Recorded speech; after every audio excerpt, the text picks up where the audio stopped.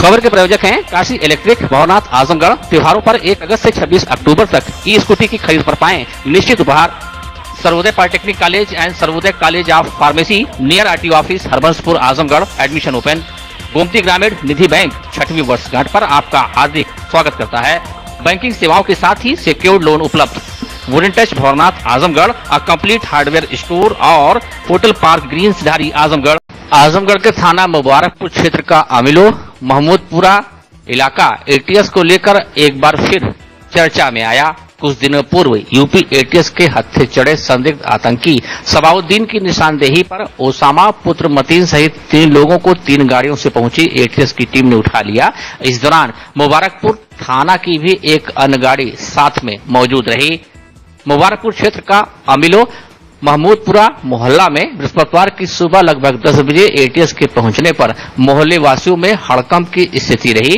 ATS सबसे पहले सबाउद्दीन के घर पहुंची, उसके बाद पास की एक दुकान पर पहुंचकर ओसामा को पूछताछ करने के बाद अपने गिरफ्त में ले लिया। इसके बाद एटीएस ने लगभग आधा दर्जन स्थानों पर छापेमारी कर पूछताछ कर गहन छानबीन करने के बाद 2 अन्य लोगों को लेकर एटीएस की टीम मुबारकपुर थाना परिसर पहुंची, जहां हिरासत में लिए गए संदिग्धों से काफी देर तक पूछताछ की गई। इस दौरान सूचना के बाद मौके पर पहुंचे मीडिया कर्मियों के कैमरों से फोटो डिलीट करा दी गई और कहा गया कि संवेदनशील मामला है, कार में अनावश्यक व्यवधान न डाला जाए। गहन पूछताछ के बाद हिरासत में लिए गए 3 लोगों को उनके परिजनों के हवाले कर दिया गया। आजमगढ़ के एसपी समेत थाना पुलिस ने इस मामले में कुछ भी बोलने से इनकार कर दिया है। वहीं ओसामा के परिचितों के अनुसार किसी इलेक्ट्रॉनिक डिवाइस संभवतः पेन ड्राइव के बारे में जानकारी ली जा रही थी, जो सबाउद्दीन ने ओसामा को दिया था। बताया जा रहा था कि जब सबाउद्दीन पकड़ा गया था तभी डरकर ओसामा ने उस पेन ड्राइव को अपने घर के पीछे की पोखरी में डर के कारण फेंक दिया था। फिलहाल इस बात की पुष्टि नहीं हो सकी थी। अध्यक्ष राज्य मंत्री स्तर उत्तर प्रदेश राज्य बाल अधिकार संरक्षण आयोग डॉक्टर देवेंद्र शर्मा द्वारा जिला मंडलीय चिकित्सालय आजमगढ़ का स्थलीय निरीक्षण किया गया। निरीक्षण के दौरान सर्वप्रथम उन्होंने इमरजेंसी वार्ड, ओपीडी, महिला वार्ड, एआरटी सेंटर एवं पीकू वार्ड का निरीक्षण किया। अध्यक्ष ने पोषण पुनर्वास केंद्र के निरीक्षण के दौरान भर्ती होने वाले बच्चों की संख्या एवं उसकी क्षमता के विषय में मुख्य चिकित्साधिकारी से जानकारी ली, जिस पर मुख्य चिकित्साधिकारी डॉक्टर आईएन तिवारी ने बताया कि भर्ती होने की क्षमता 10 है, जिसके सापेक्ष कुल 9 बच्चे भर्ती हैं। अध्यक्ष ने उपस्थित बच्चों के अभिभावकों से चिकित्सालय में मिल रही सुविधा के बाबत जानकारी लिया, जिस पर अभिभावकों द्वारा बताया गया कि दवा, नाश्ता आदि की सुविधा मिल रही है। इसी क्रम में अध्यक्ष ने पोषण पुनर्वास केंद्र के किचन में पहुंचकर दाल, चावल आदि की गुणवत्ता की जांच की। उन्होंने कहा कि बच्चों के खाद्य पदार्थ हेतु नारियल तेल का उपयोग किया जाए। उन्होंने मुख्य चिकित्साधिकारी को निर्देशित किया कि मानक के अनुरूप बीमार बच्चों में खाद्य पदार्थ की उपलब्धता सुनिश्चित की जाए। इस अवसर पर मुख्य चिकित्साधिकारी डॉक्टर आईएन तिवारी, मुख्य चिकित्सा अधीक्षक डॉक्टर अनूप सिंह, जिला प्रोबेशन अधिकारी बीएल यादव सहित चिकित्सालय के अन्य चिकित्सक, स्टाफ, नर्स एवं कर्मचारी उपस्थित रहे। आज मैंने ओपीडी आपातकालीन सेवा का भी निरीक्षण किया और यहाँ पर एनआरसी वार्ड का भी निरीक्षण किया, पीकू वार्ड का भी निरीक्षण किया और ओपीडी में मैंने मरीजों से भी पूछा मैंने कि यहाँ पर आपका इलाज ठीक हो रहा है, तो आपके सामने ही ज़्यादातर मरीजों ने कहा, संतोषजनक जवाब मिला। सभी मरीजों ने मुझसे कहा कि अच्छा इलाज मिल रहा है, यहाँ के डॉक्टर्स उसकी सेवा में लगे हुए हैं और छोटी मोटी कहीं कमियाँ मुझे दिखाई भी दी हैं तो मैंने कड़ाई से उसका पालन करने के लिए निर्देश दे दिया।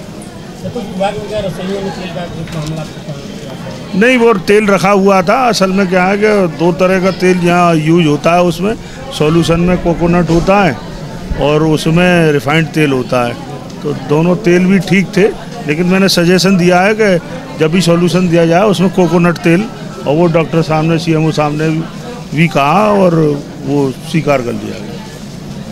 ऐसा लगता है कि मानव को जब स्वर और शब्द मिले हैं और जब लोक जीवन को प्रकृति का कोमल स्पर्श मिला होगा, उसी समय से लोकगीत कजरी की उत्पत्ति हुई है। लेकिन बदलते परिवेश के बीच कजरी विधा विलुप्त होती जा रही थी।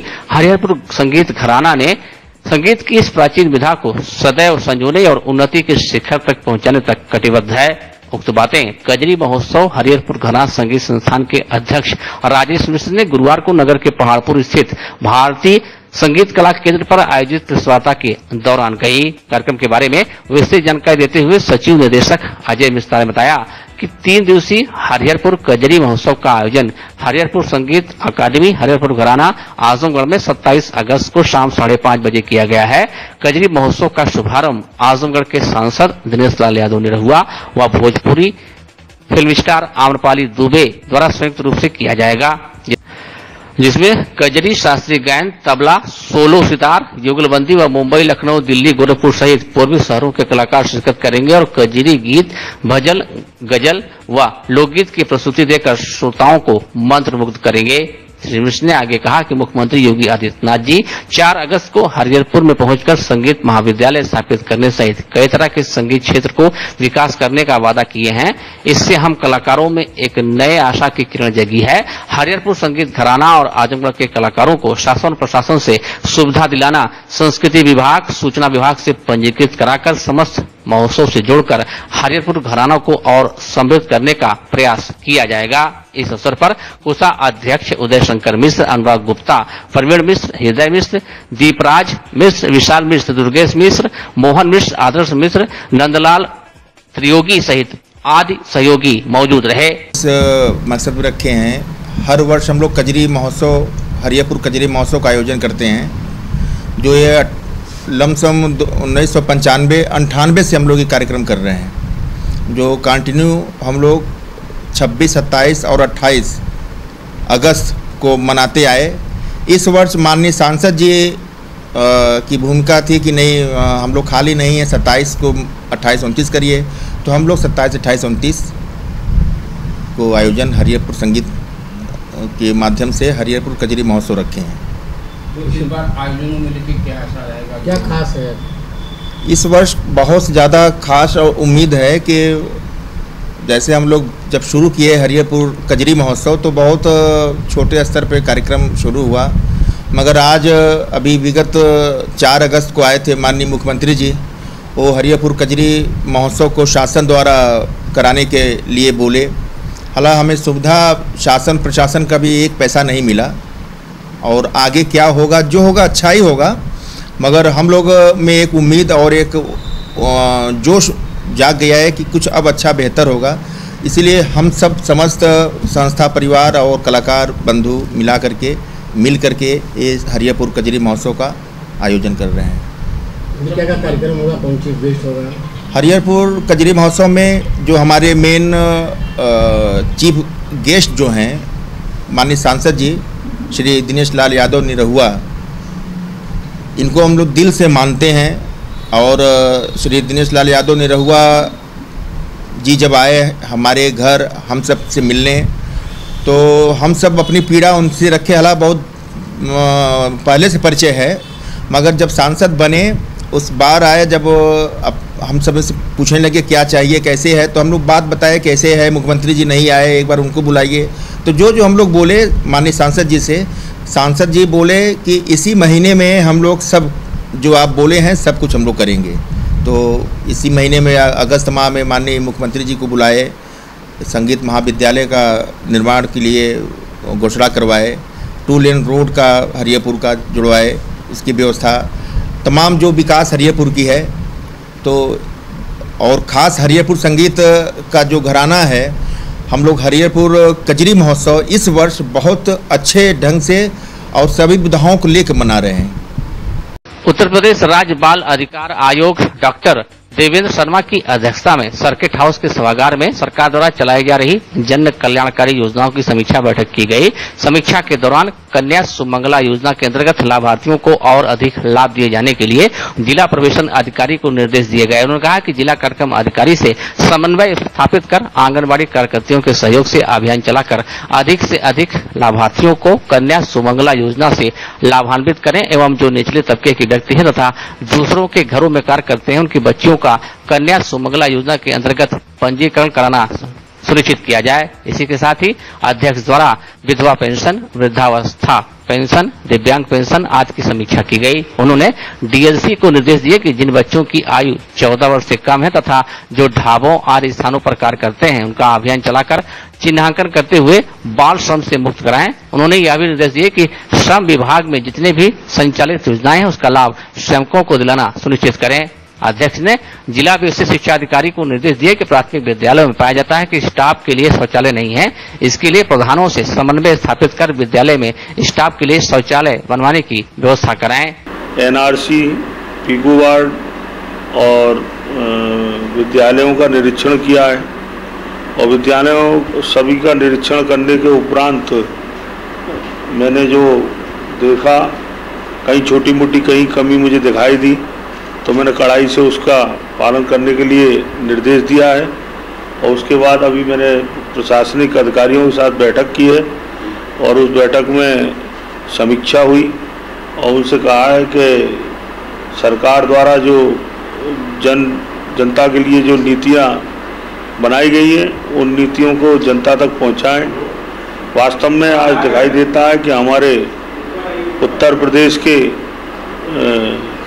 मुख्यमंत्री आदरणीय योगी आदित्यनाथ जी बच्चों और महिलाओं के प्रति काफ़ी संवेदनशील हैं और उनकी संवेदनशीलता इस बात को सिद्ध करती है कि आपने देखा कोरोना जैसी भीषण महामारी के समय बच्चे अनाथ हो गए थे। उन बच्चों को अनाथ हुए बच्चों के पढ़ाई का जिम्मा सरकार ले रही है। आज मुख्यमंत्री बाल सेवा योजना के तहत 4,000 रुपया महीना उन बच्चों को दिया जा रहा है और दूसरा सन 2020 1 मार्च 2020 के बाद किसी भी बीमारी से बच्चे अनाथ हुए उनके पिता का सहारा उनसे छिन गया हो ऐसे बच्चों को भी 2,500 रुपया देने का काम सरकार कर रही है।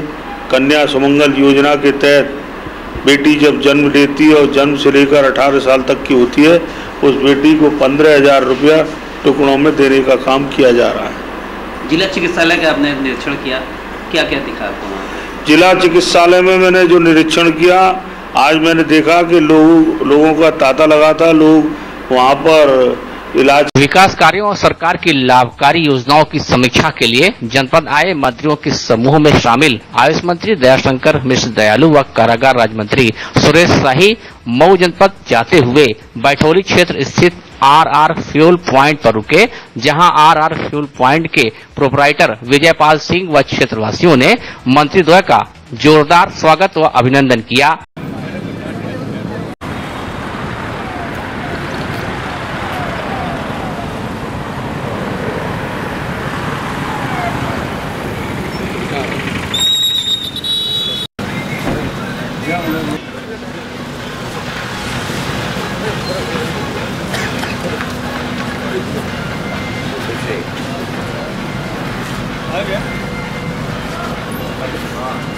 आरआर फ्यूल प्वाइंट पहुंचे आयुष मंत्री दयाशंकर मिश्र दयालु ने कहा कि उत्तर प्रदेश व केंद्र सरकार की लाभप्रद योजनाएं अंतिम व्यक्ति तक पहुंच सके, इसके लिए मंत्रियों का समूह मंडलवार दौरा कर अपनी अपनी रिपोर्ट तैयार कर रहा है, जिसे मुख्यमंत्री को सौंपी जाएगी। इस दौरों का मुख्य उद्देश्य लोगों की समस्याओं का समाधान करना है। समस्याएं हैं तो उनके समाधान के लिए ही माननीय मुख्यमंत्री जी योगी आदित्यनाथ जी ने जो निर्धारित किया है मंत्री समूहों का दौरा मंडल वाइज, तो उसी कड़ी में हम लोग कल आजमगढ़ आए थे।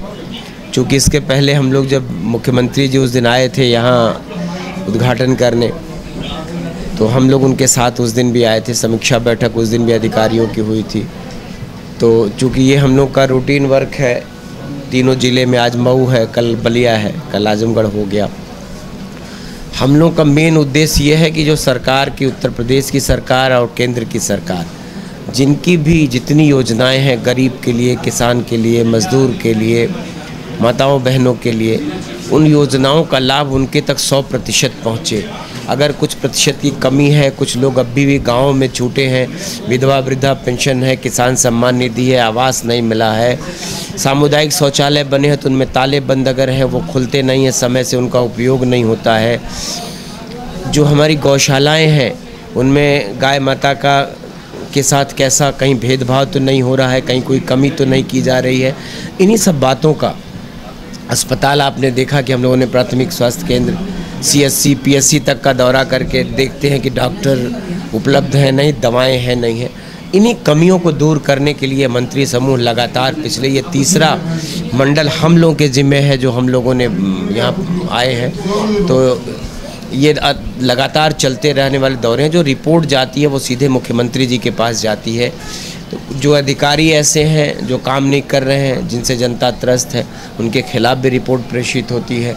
जो कमियां हैं उनको दूर करने का हर संभव जिला प्रशासन को निर्देश दिया जाता है कि वो अपनी जो योजनाएं हैं 50 लाख के ऊपर की जो बड़ी योजनाएं हैं, उससे और भी जो काम चल रहे हैं विकास के, उन कामों की गति क्या है, समयबद्ध तरीके से उनको पूरा करना।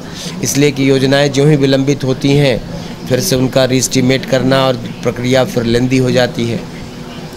इन्हीं सब बातों को असरकारी बनाने के लिए, इन्हीं बातों को लागू कराने के लिए और हर उस व्यक्ति तक योजनाओं का लाभ पहुंचे, इसको सुनिश्चित कराने के लिए हम लोग के दौरे हो रहे हैं। इस मौके पर RR फ्यूल पॉइंट के मालिक विजयपाल सिंह, अपोलो सिंह, अजयपाल सिंह, सुनील सिंह, पवन दुबे, निखिल सिंह, विपिन पाठक, रिंकू दीक्षित, अमित सिंह, भवानी पाल सिंह, मनोज यादव प्रधान सहित तमाम लोग मौजूद रहे। मेरे पंप पे माननीय आयुष मंत्री प्रभारी आजमगढ़ जनपद माननीय दया शंकर दयालु जी आए थे, जिनका स्वागत भव्य तरीके से पंप पे किया गया। गांव के सभी लोग उपस्थित थे, अपनी अपनी बातें उन्होंने जिले के बारे में उनसे कही, उनका स्वागत किया। उनका बहुत बहुत धन्यवाद। कारगिल शहीद राम समूज यादव 1990 में 30 अगस्त को शहीद हुए थे, जिनकी याद में प्रतिवर्ष अनजान शहीद में उनके नाम से स्थित एक बड़े विशाल मैदान में मेले का आयोजन किया जाता है। छोटे भाई प्रमोद यादव ने बताया कि बड़े भाई कारगिल शहीद राम समूज की याद में यह मेला प्रतिवर्ष भव्य तरीके से लगाया जाता है, जहां विभिन्न प्रकार के सांस्कृतिक कार्यक्रमों का भी आयोजन किया जाता है। पिछले 2 साल से कोरोना काल के दौरान शहीद मेला उतने विशाल और भव्य तरीके से नहीं लगा, लेकिन अब स्थिति सामान्य होने के बाद मेले को फिर से पुराने तौर पर सांस्कृतिक कार्यक्रमों के बीच आयोजित किया जाएगा। उन्होंने यह भी बताया कि मेले में मुख्य अतिथि के तौर पर मेजर दीपचंद मौजूद रहेंगे, जो हरियाणा के रहने वाले हैं। उन्होंने कारगिल युद्ध में भारत माता को अपने दोनों पैर और एक हाथ को समर्पित कर दिया था। आसपास के क्षेत्रों की एवं अन्य जगहों से भी शहीद परिवारों को सादर आमंत्रित किया गया है। कुछ सांस्कृतिक कार्यक्रमों के बीच शहीद मेले का आयोजन भव्य तरीके से करने की पूरी तैयारी जोरों पर चल रही है। हमारे बड़े भाई थे जो कारगिल में 1999 में शहीद हुए 30 अगस्त को, तब से हम लोग प्रतिवर्ष उनकी याद में एक शहीद मेले का आयोजन करते आ रहे हैं। इधर लगातार उनके 30 अगस्त को शहीद मेला लगता था, लेकिन कोविड-19 के चलते इधर 2 साल को थोड़ा सा मेला छोटा लगा और इसी तर्ज पे इस बार भी हम लोग शहीद मेले का आयोजन कर रहे हैं, जो 30 अगस्त को दिन मंगलवार को करीब 9 बजे से शाम 5 बजे तक चलेगा। हमारे मुख्य अतिथि हैं जो मेजर दीपचंद, हरियाणा के रहने वाले हैं। उन्होंने कारगिल युद्ध में अपना दोनों पैर और एक हाथ भारत माता जी को बलिदान कर दिया। वो मुख्य अतिथि हैं। और कुछ सांस्कृतिक कार्यक्रम के लिए भी हमारे यहाँ आ रहे हैं, जो भोजपुरी सिंगर है शिल्पी राज, वो भोजपुरी सिंगर विजय चौहान, और भी पूरे पूर्वांचल के 25-30 शहीद परिवार आ रहे हैं, जिनको हमारे कमेटी द्वारा, हम लोगों के द्वारा उनको सम्मान किया जाएगा। हमारे क्षेत्रवासियों से और प्रदेशवासियों से विनम्र निवेदन और अपील है कि आप लोग ज़्यादा से ज़्यादा आकर इस शहीद मेला को सफल बनाएं। बहुत बहुत धन्यवाद। आजमगढ़ जौनपुर मार्ग पर गुरुवार सुबह एक बड़ा हादसा हो गया। सुबह 6 बजे के करीब जौनपुर की तरफ से आजमगढ़ की तरफ आ रही खाली ट्रक अनियंत्रित होकर सड़क किनारे एक घर में घुस गई। घटना में ट्रक पर सवार खलासी नीरज पुत्र अमरनाथ 18 वर्षीय निवासी बारीपुर थाना लालगंज जिला मिर्जापुर की मौत हो गई, जबकि ट्रक पर ही सवार उसका 16 वर्षीय साथी अर्जुन पुत्र बबलू जख्मी हो गया। जबकि ड्राइवर के हादसे के बाद मौके से फरार होने की आशंका जताई जा रही है। घटना सुबह 6 बजे होने के चलते सड़क पर सन्नाटा पसरा था। आजमगढ़ के बरदा थाना क्षेत्र के भीरा गांव निवासी शमशेर के घर की महिला आतिया घर के बाहर झाड़ू लगा रही थी। वह भी अनियंत्रित ट्रक के आंशिक चपेट में आकर जख्मी हुई है। हालांकि उसकी चोट मामूली बताई जा रही है। घटना की सूचना के बाद मौके पर पहुंची पुलिस ने स्थानीय लोगों की मदद से राहत कार्य शुरू किया। काफी मशक्कत के बाद ट्रक को घर से अलग किया गया और क्षतिग्रस्त ट्रक से बड़ी मुश्किल से शव को निकाला गया और गंभीर रूप से घायल किशोर को निकालकर अस्पताल भेजा गया। ट्रक का नंबर जौनपुर का था।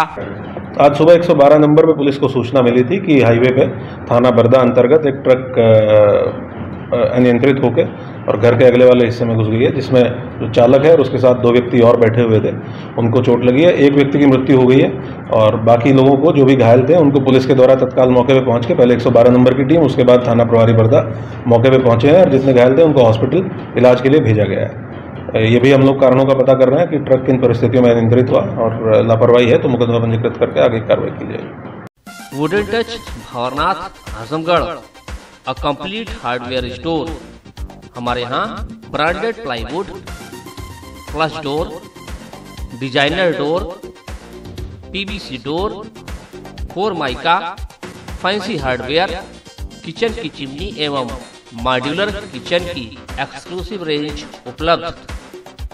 अपने आशियाने में लगाइए 4 चांद, पहुंचिए wooden touch Bhanwarnath Azamgarh. Kashi Gomti Gramin Nidhi limited की नई सौगात। Kashi electric Shri Gandhi Gurukul inter college Bhanwarnath के सामने इलेक्ट्रिक स्कूटी का भव्य शोरूम। पेट्रोल का खर्चा जाइए भूल, तय करिए कम बजट में पोल्यूशन फ्री लंबा सफर। देश में इलेक्ट्रिक स्कूटी की सबसे अनुभवी कंपनी हरियाणा की विनिंग फ्यूल्स मोबिलिटी की स्कूटी में मिलेगा आपको लो speed, high speed scooty, super comfort, sustainable seat के साथ अच्छी लाइटिंग फीचर्स। सुनहरा अवसर खरीदें ई स्कूटी और पाएं निश्चित उपहार। ई स्कूटी की अपार सफलता के बाद जल्द आ रहा है electric bike. Sarvodaya polytechnic college and Sarvodaya college of pharmacy near RTO office, Harbanspur, Azamgarh. आपके अपने आजमगढ़ शहर में ही बस स्टैंड से मात्र 800 मीटर की दूरी पर संचालित पाठ्यक्रम polytechnic, civil engineering, electrical engineering, mechanical engineering, computer science, pharmacy, D pharma, B pharma. उपलब्ध विशेष सुविधाएं: प्रशिक्षित अध्यापक, अत्याधुनिक लैब, अत्याधुनिक वर्कशॉप, वाईफाई कैंपस, यातायात सुविधा, हॉस्टल सुविधा, कैंपस सिलेक्शन, बोर्ड द्वारा निर्धारित फीस पर प्रवेश, एडमिशन ओपन, सीटें सीमित, जल्दी करें। जनता के विश्वास और भरोसे के साथ सफलता के 6 वर्ष पूरा होने पर गोमती ग्रामीण निधि बैंक 6वीं वर्षगांठ पर आप सभी का हार्दिक अभिनंदन करता है। आपकी सेवा में सदैव तत्पर आपका अपना Gomti Gramin Nidhi bank.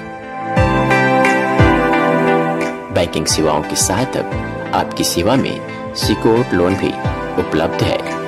Hotel park green hydel चौराहा, सिधारी, आजमगढ़।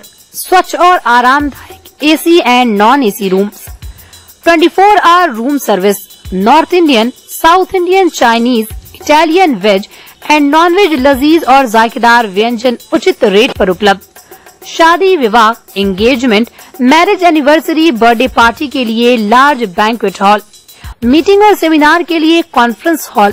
आपकी खुशियों में लगाए 4 चांद। होटल पार्क ग्रीन हाइडल चौराहा, सिधारी, आजमगढ़।